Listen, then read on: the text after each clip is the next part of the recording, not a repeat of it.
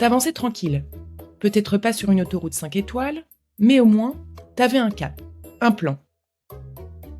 Et puis, tu sens que quelque chose a changé. Seulement, tu n'arrives pas à mettre le doigt dessus. Tu ne sais ni ce qui a vraiment changé, ni exactement quand c'est arrivé. Mais c'est là. Alors, au début, tu continues, comme si de rien n'était.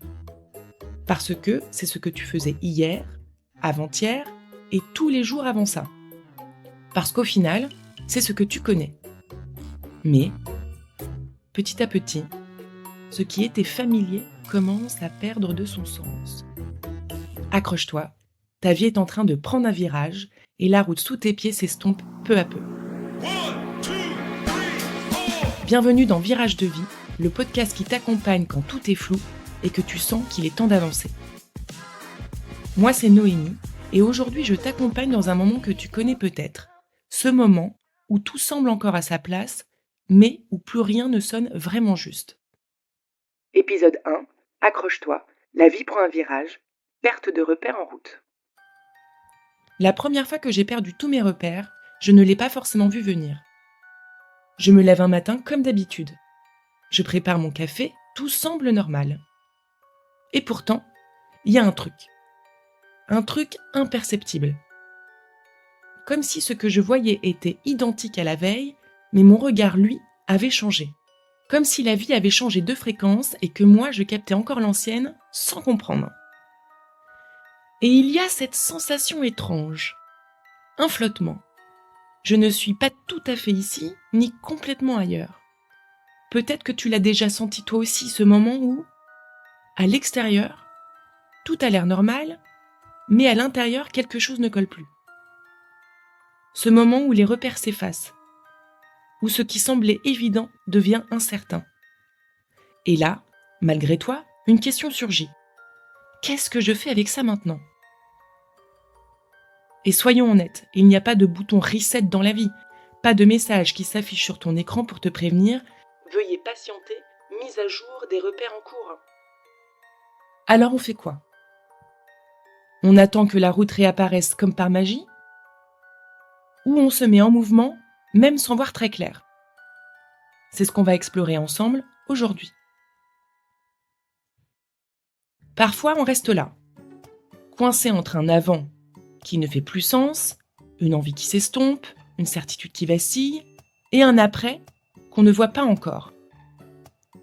Un entre-deux flou, difficile à nommer, et pourtant, il a un nom.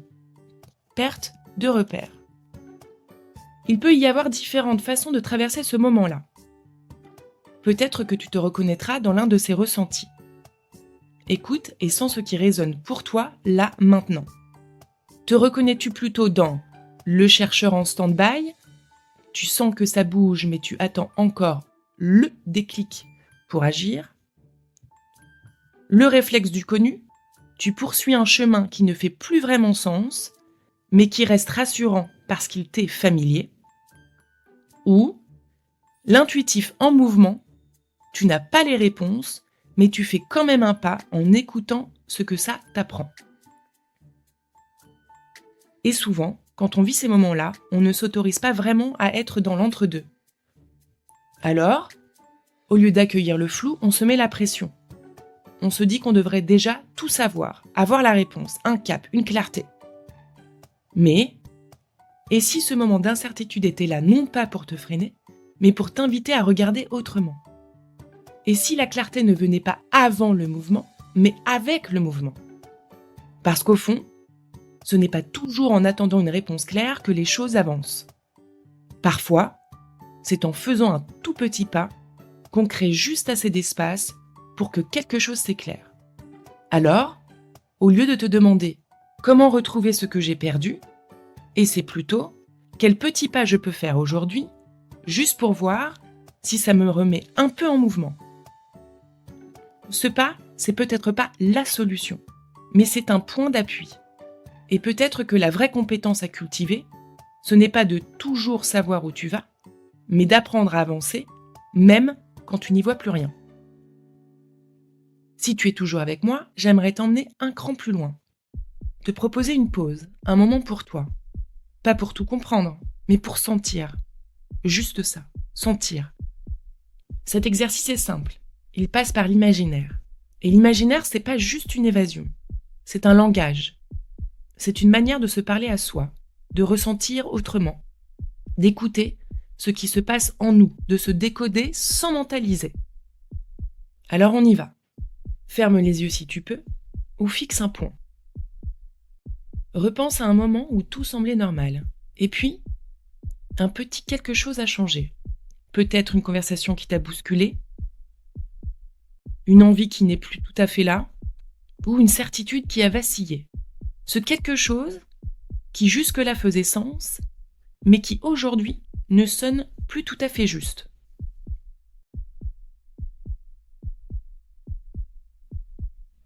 Et si rien ne te vient, imagine ceci. Tu es chez toi, dans ton salon, tout est comme d'habitude. Et pourtant, quelque chose ne te parle plus. Tu ne sais pas si c'est la couleur du mur, ou tout simplement la place d'un meuble, ou carrément le lieu où tu vis. Mais tu ressens ce décalage subtil, cette envie de changer quelque chose sans savoir quoi et comment.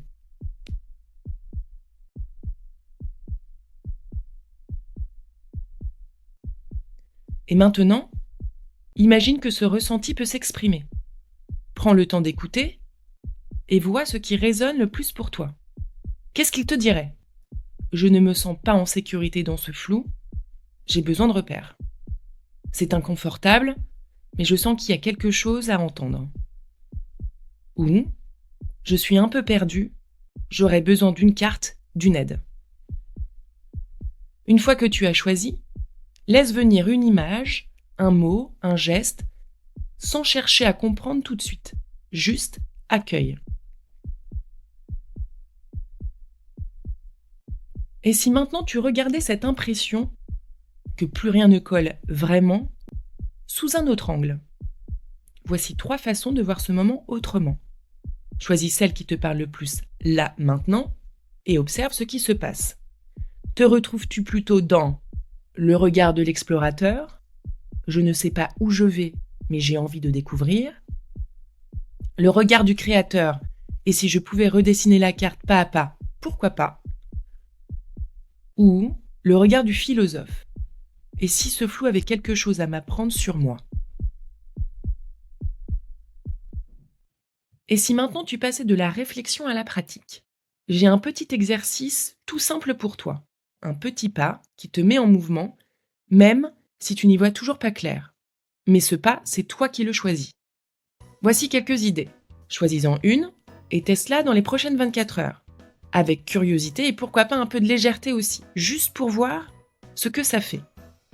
Première idée, choisis une chanson qui te fait vibrer. Mets-la à fond, danse, chante ou écoute-la en silence, juste pour sentir comment elle te traverse. Idée numéro 2, écris une note vocale à toi-même, comme si tu parlais à une amie. Dis ce que tu ressens, ce que tu ne comprends pas et ce que tu espères. Tu n'as pas besoin forcément de l'écouter par la suite, sauf si tu le souhaites. Idée numéro 3, fais quelque chose à l'envers. Change le sens de ta promenade, commence ton repas par le dessert, fais quelque chose de nouveau, d'inattendu. Bref, déjoue la routine.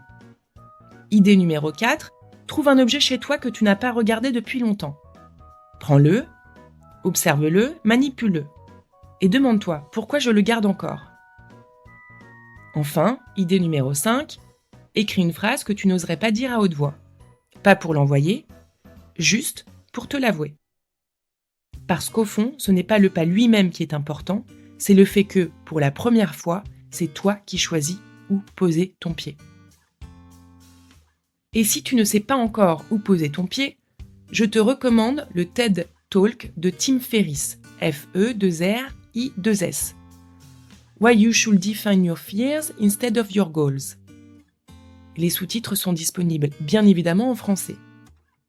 Parce qu'au lieu de chercher ce qu'on veut, Tim Ferriss propose d'identifier ce qu'on redoute. Et, en le nommant, en le décodant, on libère de l'énergie. Selon moi, ce que tu vas en tirer, c'est une méthode ultra simple pour sortir de la paralysie, un outil pour nommer tes peurs et ne plus les laisser tout bloquer. Et voilà, cet épisode touche à sa fin. J'espère qu'il t'a offert une pause, une respiration, ou tout simplement l'envie d'arrêter de fixer le brouillard en attendant qu'il se lève tout seul. Avant de te laisser, une dernière question. Quelle est la dernière chose que tu as faite par habitude, mais qui ne te nourrit plus autant aujourd'hui ? Tu peux juste y penser, la noter quelque part, ou me la partager si tu veux sur Instagram, virage de vie, virage avec un S, ou par email, viragedevie@gmail.com. Parce que parfois, juste mettre en mots, c'est déjà poser un nouveau repère. Et si cet épisode t'a parlé, pense à l'envoyer à quelqu'un dont le GPS intérieur est un peu déréglé en ce moment. Moi, c'est Noémie, et je te retrouve dimanche prochain. En attendant, souviens-toi, tu n'as pas besoin de tout voir et de tout savoir pour avancer, juste du premier pas.